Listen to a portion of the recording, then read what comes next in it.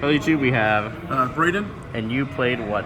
Spyral. Spyral, nice. You got top 4 the other day, so congratulations on your placement. How many cards are in your main deck, by the way? I believe it's 41. All right, before we get started, anything to say about your Spyral deck?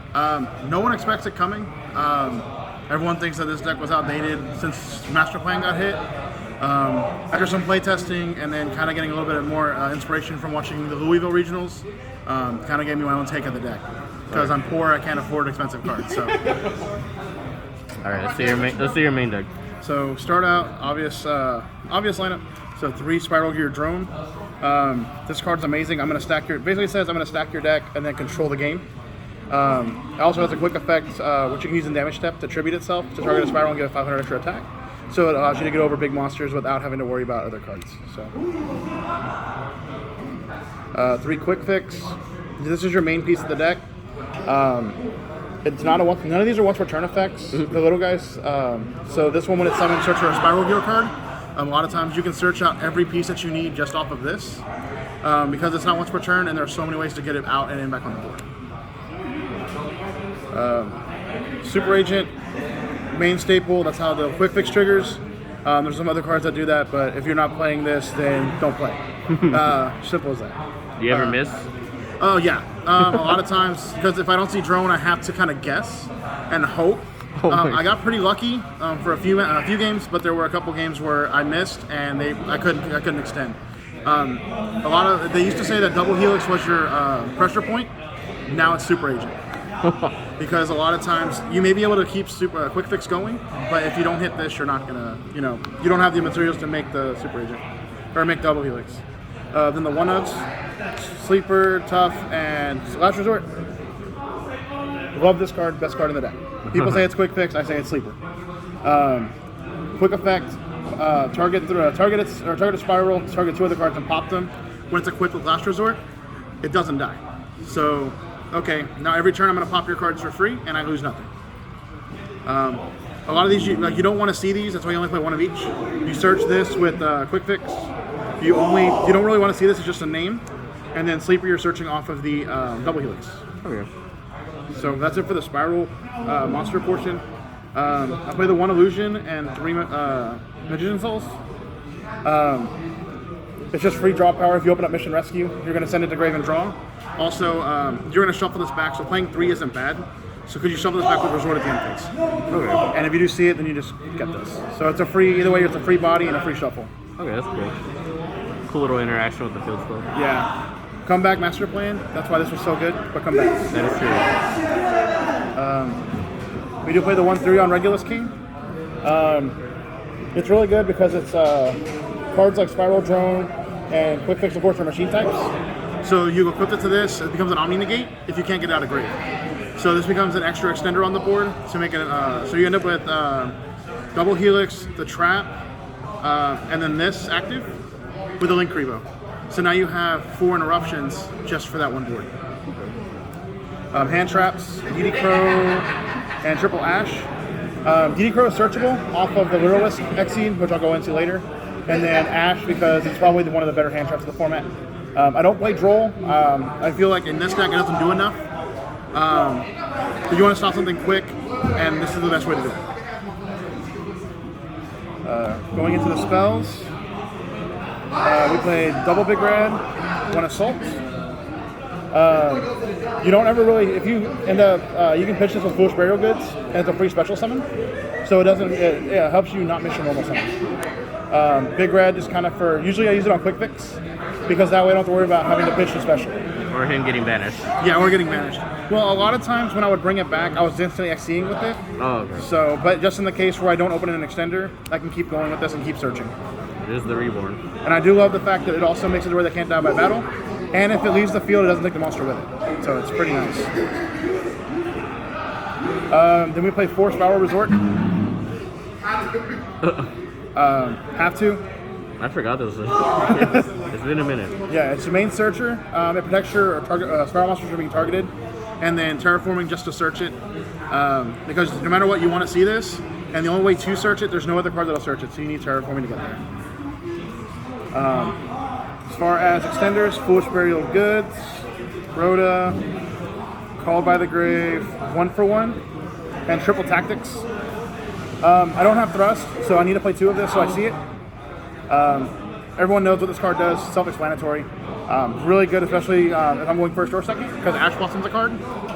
This will allow me to, of course, you draw 2 to get your extenders back. 1 for 1, obviously, to summon the quick fix. Called by the Great Force at Ash Blossom for any hand trap that can come in your way. This search is either a tough or a super agent. And then this is going to send either your assault or your mission rescue. So that way you can get your play started. Now we get to the best card of the deck. Because for some reason it's at 3. Machine Dupe. Quick Fix is 500 attack. Drone is 500 attack. You summon either one and have this, you're getting 3 monsters. And their effects aren't once per turn. So if I summon 2 more Quick Fixes, I get 3 searches. That's pretty good. I don't know why you would say no to that. And this isn't once per turn, so if they negate this, you can play a second one. It's insane. Last but not least, for the traps, I played 4 traps, 1 utility wire, and 3 rescue. So I think it's like what, Wing Blast and then Reborn? Yeah, this is a Wing Blast. This, when it's on board, it's technically like a monster reincarnation without discarding. It's literally you target a monster or Spyral engrave and add it to hand. And then when it's engraved, not once per turn, you can banish it and summon a Spyral from graveyard. So if you have all 3 engraved, you can summon 3 monsters. But it's really, I love this. This, a Machine Dupe, you're going to spam the board. Only downside is you lose to Nibiru, but it is what it is. Yeah. I don't respect Nibiru. That's it for the main deck. Again, how many cards was it? 41, I believe. 40 or 41. Okay. If it's more, I'll have to double count it, but I believe it's 41. Now your extra deck? Yeah, so we're going to go to the extra deck. I'm going to start with the Link monsters first. Link Kribo, easiest Link one to go into. Little Anima, especially going second. I actually did this against a Exosister player and stole their Magnifica. They'd already used the effects for the turn, so I stole it, and it was pretty nice. Link 2s, obviously the double helix. Like I said, you're going to search. Usually you'll search Sleeper with this, but if you do have to search for like a quick fix, you special the quick fix and you search, it can continue your board. They used to say this was the choke point, but like I said, now it's just hoping that you draw more than 1 piece.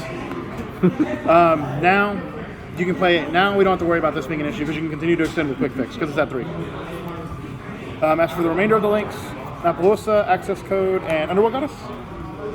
I goddess every person in every round. They would build their board. I'm like, okay, cool. It made my board, and I would get rid of their problem card. I played against a Mukonko player.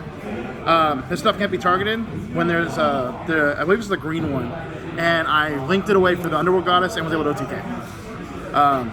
Since their effects are, and of course their effects are negated because of Underworld Goddess. So Mukonko says you can't, or we take the damage. Instead, he took the damage. So he took 8K straight. So it was pretty easy. Exceeds Ensemble. I made this once and regretted it because I forgot that it's only special summon monsters. But it's really good in certain matchups, especially decks like Kashtira, Exosister, stuff like that. Whenever they special summon, you just bounce it back. A lot of times when they'll normal summon too, they'll use like I dealt with an Exosister player and used Martha, so we summoned Martha and I bounced it back. Because when it's special summon, it detaches and bounces. Fucho, if I need to go into Zeus, this is the main guy to go into. It's unaffected by card effects, and then you can detach 2 to make sure it doesn't die. Princess Sprite, a lot of times I would hit spells and traps. So hitting tactics, hitting 1 for 1. Hitting 1 for 1 off of this is busted. Because it's a free quick fix. I don't know, and even then, if you send a monster to the grave, you just shuffle it back with Missouri. And then last is the Recital Starling. This is what searches you the DD Crow. Yeah. So it's literally a free body to go into the next engine of the deck, which should be the Draco Future package. Because you make this, a lot of times I ended up with Sylvan's Princess Sprite and Starling, and I would make this. So add this, think about a board where you end with this, Therion, double Helix with Utility Wire, and a Link Kribo. Now I've got 5 interruptions, and this can't die by battle. And then the last of the extra deck, Downward and Zeus for the Fucho. Yeah. So, pretty good. That explains itself. And then your side deck. So for side, I did something a little bit different. Again, I don't own a lot of, the better staples, but I mean, I did what I could with what I had. 2 Lightning Storm, I did build to go second, so it's kind of made it pretty simple. Still sanatory cards. Nibiru, Didn't know what I was going to play against. I actually Nibiru'd a Vanadium player, so it was okay. Ghost Mourner, mainly for game 3, just because of the fact that I want to negate effects, but a lot of times when you negate their effects, they're still going to try to extend. So being able to burn them on top of it for game or for damage is nice. I played Kaijus, just no Gamma Seals, so I played 2 Ghidorah and 1 Humongous. Just in case there was a problem card, I could clear it out. A Rise Heart. Yeah, a Rise Heart. I didn't play any Castura that day though, which was crazy. 2-dimensional barrier for going first. 2 evenly matched, self-explanatory. And the MVP for my Mukonko match, believe it or not, was Book of Eclipse. I learned a new interaction with this. He actually cited chain disappearance on me for my quick fixes. I chained Book of Eclipse to save my quick fix. Because as long as it can't recognize the attack, it doesn't get banished.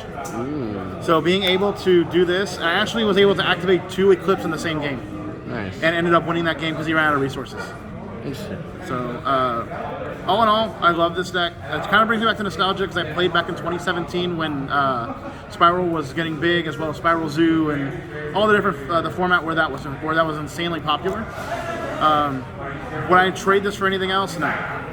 There are definitely some changes I would make. I would like to put Thrust in here. I would like to have my Drolls in here, but unfortunately, a broke man's got to do what he's got to do. It still does its job.